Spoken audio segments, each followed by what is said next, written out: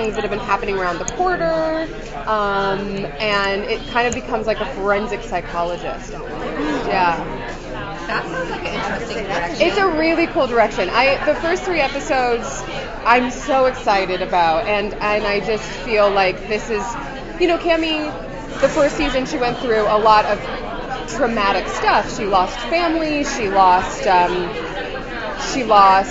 everyone, and she told Marcel, once my uncle dies, I'm gonna be alone. And so then season 2, she attached herself to the Michelson family, I think in a big way, because of the loss of her own family. So obviously she wants to see this family stay intact.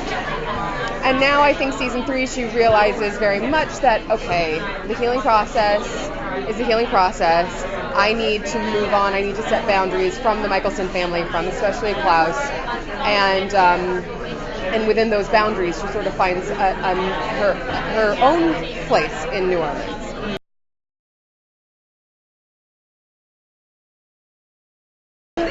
She is going to continue to try to get Klaus to see the error of his ways.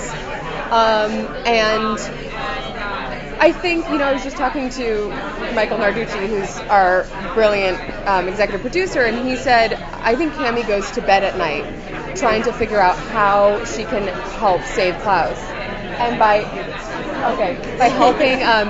helping save Klaus, she actually saves the lives of so many people he would go after. And I think he sees in her a darkness. I mean, she saw her brother, her twin brother, a mirror of her, slip into that darkness. And so for her, she's just wondering when she's going to slip into that darkness, because she feels like it's in her. And I think he sees that darkness in her, even if she doesn't quite understand it herself. But I think we're going to potentially see that darkness this season from her, and we're going to see Cammie and Klaus's relationship develop in the complicated relationship it is. I don't know if it's, she's admitted feelings, but it's not like a cut and dry, this is a romance. I personally prefer.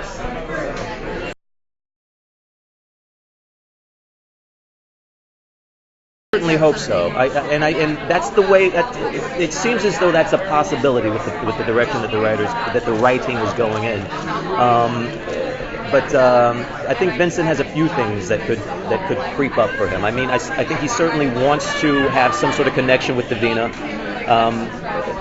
He threw her into what is a political firestorm, so to speak. And though I think she can hold her own, I think he still wants to help her out with that. Whether or not he gets to remains to be seen. And also with these new big bads, I have to believe that there's going to be some overlap there. So I'm excited to see how that plays out. But the writing for these new big bads that I've seen so far it's insane.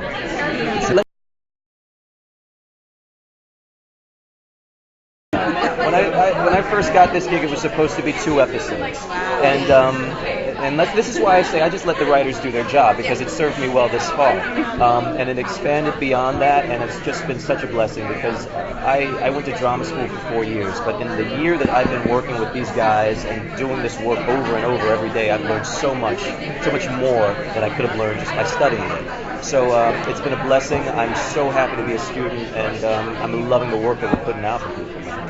Let me tell you this: when I first got in, I had to give my credit card at the front desk. I got a message that they needed to bring that down, and I'm just going down there to give my credit card, and I felt like Michael Jackson. I get mobbed. I had to text and I have to say I absolutely love it, because I mean I came from a theater tradition, and as soon as you're done with your performance, you get the curtain call, and you get to feel that love from the audience. You don't necessarily get that with television. So this is just a massive curtain call as far as I'm concerned, and I love the love and appreciation that we get from the supporters of the show, because it's like nothing else I've ever experienced. And this hall that we're about to go into, I hear that it holds like 4,000 people, and sometimes people camp out for other shows that are going to be there. So